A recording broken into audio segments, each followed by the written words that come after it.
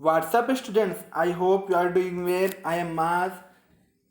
So guys आज हम discuss करेंगे चैप्टर नंबर 2 सॉल्यूशंस का पार्ट 3, जिसमें हम कुछ इंपॉर्टेंट न्यूमेरिकल्स को सॉल्व करेंगे एंड सॉल्युबिलिटी के ऊपर कुछ डिस्कशन करेंगे कि व्हाट इज सॉल्युबिलिटी क्या है और क्या क्या फैक्टर्स इसके अंदर आते हैं। सो जो अभी के आज के न्यूमेरिकल्स रहेंगे ये भी बहुत इंपॉर्टेंट रहेंगे। मोस्ट इंपॉर्टेंट न्यूमेरिकल्स में से हम कुछ को डिस्कस करेंगे। ओके गाइस, सो स्टार्ट करते हैं। जैसा कि हम जानते हैं, हम ये न्यूमेरिकल आप लोग खुद सॉल्व कर चुके हैं, ये भी सॉल्व कर चुके हैं कुछ स्टूडेंट्स, और ये भी कुछ सॉल्व कर चुके हैं। फिर भी अगर किसी को कोई प्रॉब्लम आ रही तो उसको डिस्कस कर सकते हैं, उसको पूछ सकते हैं, उसको समझ सकते हैं। बट ये सॉल्व करने, ये सारे इंटेक्स क्वेश्चन सॉल्व करने मोस्ट इंपॉर्टेंट इंटेक्स क्वेश्चन है। इन सब में से मोस्टली क्वेश्चन रिपीट हो रहे हैं year by year board exam में। ओके गाइस, तो ये तीनों एक तरह के थे, इसमें सॉल्व कर चुके हैं। अब हम सॉल्व करते हैं 2.4 एक्सरसाइज सेकेंड का 2.4 क्वेश्चन। जैसा कि इसमें क्या दिया हुआ है, calculate the mass of urea. Calculate the mass of urea, फिर यूरिया का फार्मूला है NH2CO NH2 required in making 2.5 gram of 0.25 molal aqueous solution. It means ये कह क्या रहा है कि हमें यूरिया का अमाउंट बताइए, हमें यूरिया का अमाउंट बताइए 2.5 किलोग्राम सोल्यूशन बनाने के लिए। अगर हमें 0.25 मोलल का सोल्यूशन बनाना है 2.5 ग्राम वाटर में, तो उसमें कितना यूरिया हमें डालना होगा, कितना यूरिया हमें मिलाना होगा। तो हमें ये पूछ रहा है। तो उसने क्या दे दिया है, उसने दे दिया है 0.25 मोलल मीन्स मोलैलिटी आपको दे दी है। सिंपल सा इसमें मोलैलिटी का फार्मूला लगेगा। तो हम इसको अब सॉल्व करके देखते हैं। आई होप क्वेश्चन सबको समझ में आ गया। क्वेश्चन में क्या पूछ रहा है कि हमें अमाउंट बताना है यूरिया का कि 0.25 मोलल का एक्वस सोल्यूशन बनाने के लिए, aqueous mean water, aqueous solution बनाने के लिए 2.5 ग्राम वाटर में कितना यूरिया मिलाना पड़ेगा। तो हम इसको सॉल्व करके देखते हैं। और इसमें 0.25 मोलर का मतलब क्या है, मोलर होगा तो मोलैरिटी दिया है, और अगर मोलल दिया है तो मीन्स मोलैलिटी दे दी है उसने। तो हम सॉल्व करके देखते हैं। तो सो गाइस, तो हमें क्या बता दिया उसने, मोलैलिटी दे दी है। तो हम मोलैलिटी का फार्मूला लगा देते हैं। तो molality is equal two moles of solute divided by mass of the solvent in KG. Formula पहले भी आप लोग सॉल्व कर चुके हैं, काफी अच्छे से कुछ लोगों ने पार्टिसिपेट किया और बहुत अच्छे से न्यूमेरिकल कुछ क्वेश्चन को किया। सो आगे हम लोग फिर इस क्वेश्चन को कैसे सॉल्व करते हैं। मोल्स ऑफ सॉल्यूट, सबको पता है मोल्स ऑफ सॉल्यूट कैसे निकाला जाता है। ओके गाइस, और mass of the solvent in KG की जो भी, अब इसमें क्या है, चेंज करना नहीं है क्योंकि किलोग्राम में ऑलरेडी दिया हुआ है। 2.5 किलोग्राम क्वेश्चन में दिया हुआ है, तो हमें इसमें किलोग्राम में चेंज करने की जरूरत नहीं पड़ेगी। सीधे हम क्या करते हैं, इस फार्मूले में वैल्यूज को पुट कर देते हैं। तो मोलैरिटी कितनी दी है, 0.25 मास, और हमें मोल्स ऑफ सॉल्यूट निकालने के लिए क्या करना पड़ता है, मोल्स ऑफ सॉल्यूट, मोल्स निकालने के लिए mass divided by molar mass. तो जो हमें मास पता नहीं है, ठीक है, तो हम क्या करेंगे, mass divided by molar mass of urea. Molar mass क्या करेंगे, हम निकाल लेंगे। तो मोलर मास ऑफ यूरिया कैसे, NH2CO NH2। इसमें क्या क्या है, N है नाइट्रोजन लिख दिया, hydrogen, carbon and oxygen. Nitrogen का कितना है, 1 and 2, 2 नाइट्रोजन। तो नाइट्रोजन का जो एटॉमिक मास होता है वो होता है आपका 14 × 2। ओके गाइस, फिर हाइड्रोजन 2 and 2 4 हाइड्रोजन है। ओके गाइस, यहाँ 4 लिख दिया। अब बात करते हैं कार्बन कितना है, 1 ही है। ओके, 1 लिख दिया। ऑक्सीजन कितना है, ऑक्सीजन भी 1 है। सबका आपका मोलर एटॉमिक मास लिखा हुआ है। और हमें पता है कि मोलर मास निकालने के लिए हमें मॉलिक्यूल के एटॉमिक मास को अगर हम ऐड कर दे तो हमें क्या मिल जाता है, मोलर मास मिल जाता है। ओके गाइस, तो हमने क्या किया, सबके मोलर मास, एटॉमिक मास को ऐड कर दिया और हमें क्या पता लगा, 60 मिल गया। तो हमें पता चला यूरिया का जो एटॉमिक मास है वो कितना है, यूरिया का जो मोलर मास है वो कितना है, 60। तो हम फार्मूले में पुट कर देते हैं। फार्मूला हमारा क्या था, 0.25। ये आपका मोलैलिटी दी हुई थी, मोलैलिटी के जगह पर आपने ये लिख दिया। मास हमें पता नहीं कि मास तो हमें फाइंड आउट करना है, कैलकुलेट करना है। और डिवाइडेड बाई 60 क्या है, molar mass of urea into 2.5 आपका क्या है, mass of the solvent in KG, mass of the solvent हो गया। अब इसको सॉल्व कर लेते हैं, तो आपका मास इधर चला आएगा, तो आपका ये 0.25 इधर चला आएगा। तो अगर हम मल्टीप्लाई कर दें 0.25 इंटू 60, तो आपका आ जाएगा 50 से फिर इसको मल्टीप्लाई कर देंगे 2.5 को, तो आपका आ जाएगा 37.5। ये आपका आंसर हो गया। तो हमें पता चल गया कि हमें 37.5 ग्राम यूरिया डालना पड़ेगा, यूरिया मिलाना पड़ेगा, यूरिया ऐड करना पड़ेगा 2.5 किलोग्राम वाटर में 0.25 मोलर का सोल्यूशन बनाने के लिए। ओके गाइस, आई होप ये क्वेश्चन आपको समझ में आया होगा। जिसको भी अगर आपको हेल्पफुल वीडियो लगती है तो आप चैनल को सब्सक्राइब कर सकते हैं, आपको बहुत सारी वीडियो यहाँ पर मिल जाएंगी, और आप लाइक भी कर सकते हैं अगर आपको समझ में आता हो तो अब आगे चलते हैं।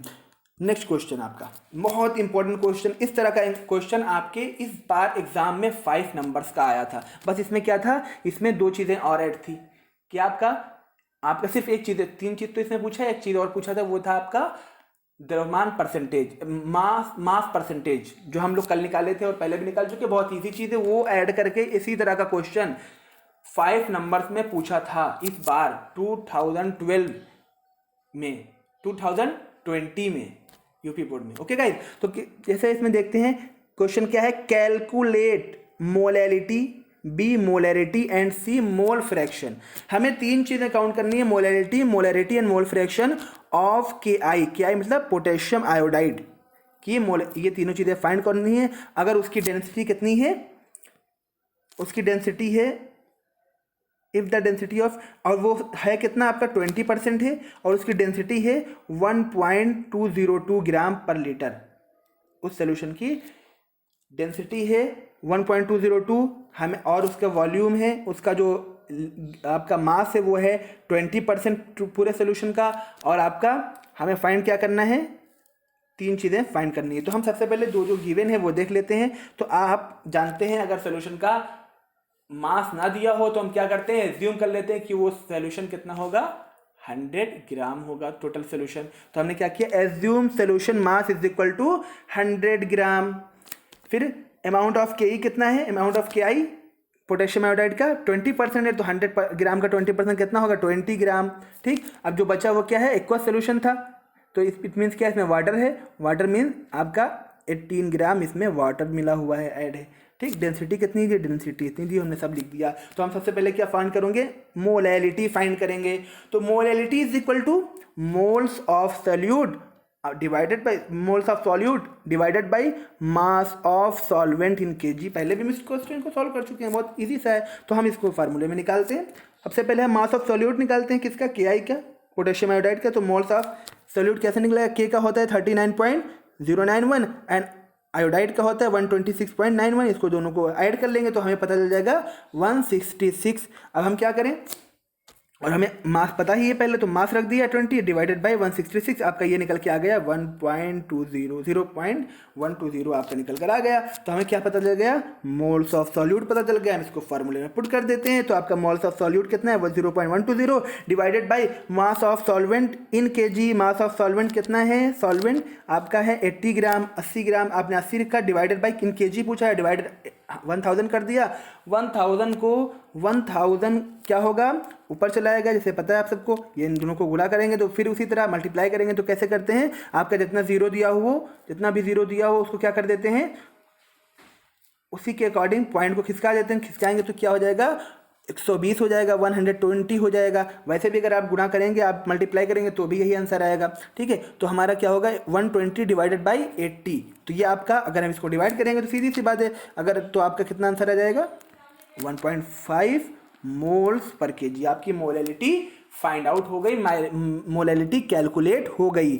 अब हम आगे चलते हैं, नेक्स्ट क्या जाएगा, मोलैलिटी फाइंड आउट करने के लिए इसमें थोड़ी सी ट्रिक और थोड़ा सा ज़्यादा ध्यान देना पड़ेगा। बहुत ईजी है लेकिन बस थोड़ा सा ध्यान देना पड़ेगा, तब हमें मोलैरिटी मिल पाएगी। ओके गाइस, तो हम देखते हैं मोलैरिटी निकालने के लिए। तो मोलैरिटी का फार्मूला से पहले लिख लेते हैं, moles of solute divided by volume of solution in litre. Volume of solution in litre, ये फार्मूला पहले भी आप लोग इसके क्वेश्चन सॉल्व कर चुके हैं, तो इसमें और आसानी से इस बार सॉल्व कर लेंगे, लेकिन थोड़ा सा इसमें चेंजेस हैं।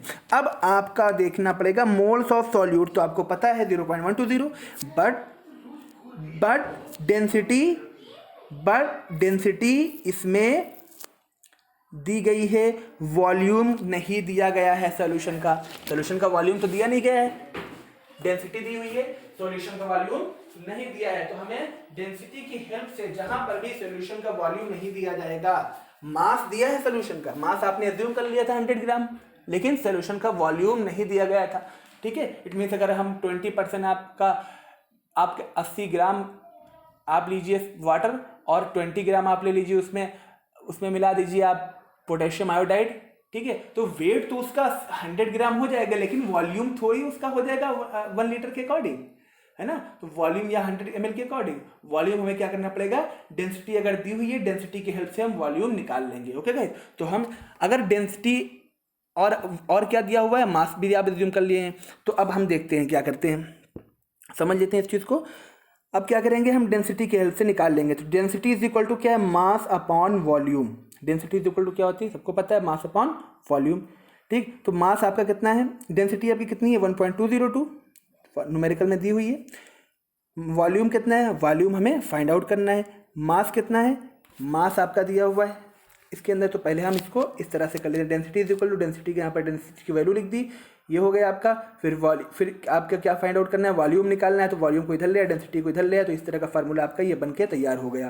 तो अब हम क्या करेंगे, इसके अंदर आप वैल्यू सबकी पुट कर देंगे। तो volume is equal to mass आपने कितना एज्यूम किया था, 100 ग्राम। आपने यहाँ पर निकाल के देखा था मास कितना था, अमाउंट ऑफ सोल्यूशन मास 100 ग्राम। ठीक है गाइस, तो अब यहाँ पर हमने देख लिया, हमारा आपका था मास कितना था 100 ग्राम, डेंसिटी आपकी कितनी थी, इतनी थी। अब इसको हम सॉल्व करेंगे तो हमारा आएगा 83.19 ml। ये आपका वॉल्यूम फाइंड आउट हो गया।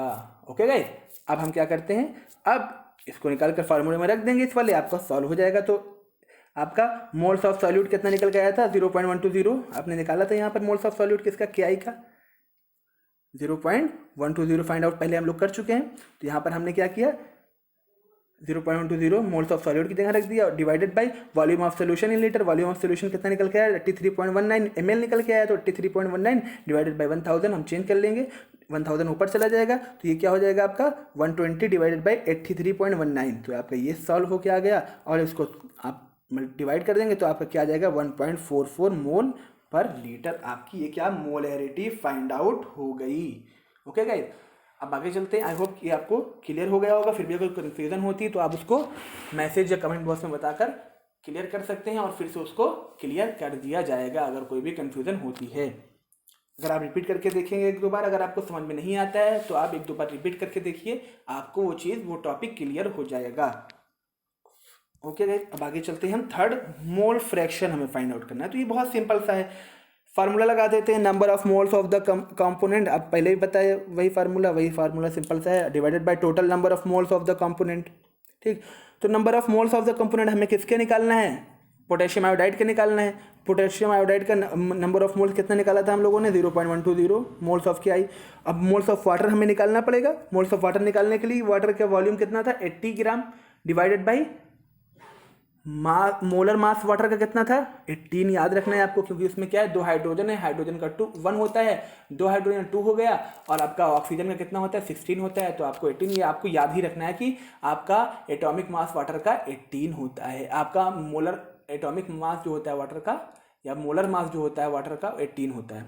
ठीक, तो अब हमने क्या लिखा यहाँ पर, आपको मोलर मास पता चल गया वाटर का, आपने इसको डिवाइड किया, डिवाइड करके जब हम निकालेंगे तो हमारा कुछ आंसर आएगा आपका 4.44। ये आपका क्या आ गया, वाटर का मोलर मास, वाटर का मोलों की संख्या, यानी number of moles of water. तो हम इस फार्मूले में रख दिए, number of moles of the component कितना था, 0.120 हमने ऊपर रख दिया, divided by total number of moles of the component. जितने भी मोल्स हैं आपके, जितने भी तरह के कंपोनेंट है, सबके मोल्स कौन कौन है, वाटर एंड आपके पोटेशियम आयोडाइड है। तो पहले पोटेशियम आयोडाइड को रखा, देन आपने वाटर को रख दिया, दोनों को ऐड किया, तो आपका ये हो जाएगा 4.560। तो आपने 0 यहाँ से कट कर दिया, 0 कट कर दिया। उसके बाद क्या किया, पॉइंट यहाँ से कट कर दिया। तो ये आपका कुछ आ जाएगा ऐसा 456 ओके, हम इसको सॉल्व करेंगे तो हमारा आएगा 0.026। फिर इसको आप क्या कर सकते हैं, आप पॉइंट को इधर खसका दें 2 पॉइंट, तो आप क्या लिख सकते हैं 2.6 × 10⁻²। ये आपका मोल फ्रैक्शन हो गया गाइस। ओके गाइस, सो अब आगे हम चलते हैं, कुछ टर्म्स को डिस्कस कर लेते हैं जो आपके इंपॉर्टेंट टर्म्स है। लेकिन इसी के आगे और आगे चीज़ें, इसके ऊपर भी डेरिवेशन है, अगर हम ये समझेंगे तो इसके आगे डेरिवेशन भी क्लियर कर सकते हैं। ओके गाइस, तो हम समझते हैं सॉल्युबिलिटी। तो सॉल्युबिलिटी क्या है? What is solubility? Solubility of a substance is its maximum amount that can be dissolved in a specified amount of solvent at a specified temperature. It means क्या है? solubility किसी भी substance की क्या होती है? जो substance हम लें वो जब तक जितना घुल जाए, इट मीन्स हमने 1 लीटर वाटर लिया, उस 1 लीटर वाटर में हम देखना चाह रहे हैं कि कितनी शक्कर घुलेगी, तो हम थोड़ी थोड़ी शक्कर डाल के घोलते रहें। जब शक्कर मान लीजिए 400 ग्राम शक्कर घुल गई आसानी से, लेकिन 400 ग्राम के ऊपर डाल रहे हैं तो नहीं घुल रही, तो हम क्या कहेंगे कि इस कंपोनेंट की, सब्सटेंस की, शुगर की जो है आपकी सॉल्युबिलिटी है वो 400 ग्राम पर 1 लीटर या पर लीटर है। आई थिंक समझ में आया होगा। जब तक इट मीन्स कितना सब्सटेंस एक स्पेसिफाइड अमाउंट सॉल्वेंट में एक स्पेसिफाइड टेम्परेचर पर घुल सकता हो, उसी को उसकी सॉल्युबिलिटी कहेंगे। अब जैसे मान लिया 1 लीटर में 400 ग्राम शक्कर घुल जा रही है, शुगर घुल जा रही है, ठीक, एक नॉर्मल टेम्परेचर पर। फिर हमने क्या किया, उसके आगे नहीं घुल रही है, लेकिन हमने क्या किया, उसको टेम्परेचर बढ़ा दिया। इट मीन हमने उसको गैस पर रख दिया, चूल्हे पर रख दिया, उसका टेम्परेचर मान लीजिए 100 हो गया। अब हम 100 हो गया या जितना भी हो गया आपका, उसका टेम्परेचर बढ़ गया, तो अब वो 450 ग्राम घुल जाएगी। ठीक है, तो आपको एक स्पेसिफाइड टेम्परेचर पर चेक करना है, ये नहीं कि टेम्परेचर बढ़ाकर या घटाकर हम चेक करें। ओके गाइस, तो सॉल्युबिलिटी यही होती है कि एक स्पेसिफाइड अमाउंट पर उस सब्सटेंस की कितनी मात्रा, कितना अमाउंट एक स्पेसिफाइड सॉल्वेंट में घुल जा रहा है, और ये डिपेंड करता है टेम्परेचर पर भी एंड प्रेशर पर भी। अब हम इसके कुछ फैक्टर देखेंगे गैस, लिक्विड एंड सॉलिड्स के बेसिस पर। तो हम पहले सॉलिड की बात करते हैं। Solubility of solid in liquid. Solubility of a solid in liquid, it mean हम देखेंगे कि सॉलिड को जो हम लिक्विड में सॉल्यूट करते हैं, घोलते हैं, तो वो क्या क्या उसके अंदर सॉल्युबिलिटीज रहेंगी, क्या क्या प्रॉब्लम या क्या क्या फैक्टर्स आते हैं, और क्या क्या चीज़ उसके अंदर हम कंसीडर कर सकते हैं। सो गाइज, हम देखते हैं कोई भी सॉलिड कोई भी लिक्विड में डिजॉल्व नहीं हो सकता, आप सबको पता है ना। आप शक्कर को घोल लिए, घुल जाएगी, लेकिन क्या आप मिट्टी को घोलेंगे, घुलेगी? नहीं घुलेगी, है ना। तो कहने का मतलब क्या है, कोई भी सॉलिड किसी भी लिक्विड में नहीं घुलेगा। कौन सा, अब बात आती है तो कौन से घुलेंगे, कौन से सॉलिड लिक्विड में घुल जाएंगे? A solute dissolved in a solvent of if the intermolecular interaction, बहुत इंपॉर्टेंट टर्म है इंटरमोलिकुलर इंटरेक्शन, जिन दोनों का सॉल्यूट का भी और सॉल्वेंट का भी, दोनों का इंटरमोलिकुलर इंटरेक्शन सिमिलर हो, समान हो, तभी वो घुलेंगे। हम ये कह सकते हैं कि लाइक डिजॉल्व लाइक, मतलब दोनों अगर इंटरमोलिकुलर इंटरेक्शन समान होगा तभी वो घुल पाएंगे। ओके गाइस, तो अब हम आगे एक और टर्म देखते हैं, डिसोल्यूशन। What is dissolution?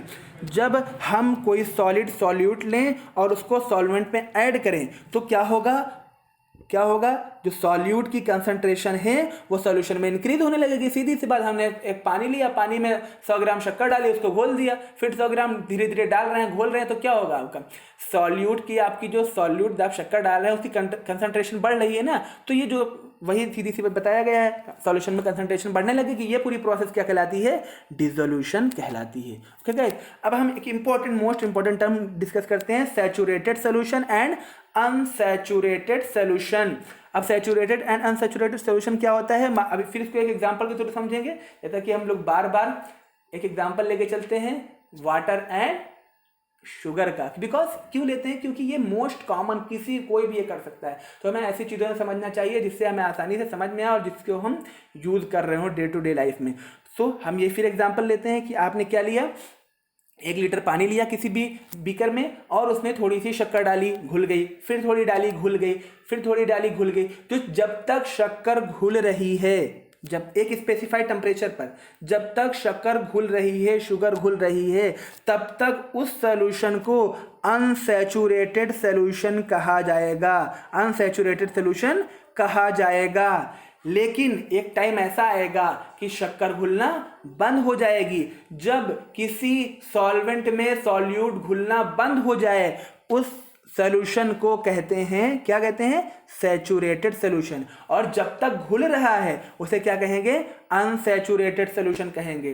लेकिन जब घुलना बंद हो जाए तो क्या कहेंगे, उसे सैचुरेटेड सॉल्यूशन। अगर आपको आपसे कहे कि आप जो है स्टार्च का 100 ml सैचुरेटेड सॉल्यूशन बनाए, तो आप क्या करेंगे, 100 ml वाटर लेंगे और उसमें 100 ml नहीं बल्कि थोड़ा सा कम लेते हैं। क्यों? क्योंकि आपको वॉल्यूम मेंटेन करना रहता है। आप मान लीजिए 80 ml वाटर लेंगे और उसमें थोड़ा थोड़ा स्टार्च डाल के घोलते रहेंगे। कब तक घोलते रहेंगे, जब तक वो घुलना बंद ना हो जाए। जब घुलना बंद हो गया इट मीन्स वो क्या हो गया, आपका सैचुरेटेड सोल्यूशन बनकर तैयार हो गया। अब आप वॉल्यूम मेंटेन कर लेंगे। ओके गाइज, आई होप आपको ये लेक्चर समझ में आया होगा। फिर भी अगर कोई कंफ्यूजन होती है तो आप क्लियर कर सकते हैं। और लेक्चर को लाइक एंड चैनल को सब्सक्राइब जरूर करिए अगर आपको ये हेल्पफुल लगा है, और दोस्तों से शेयर भी करिए। Thank you.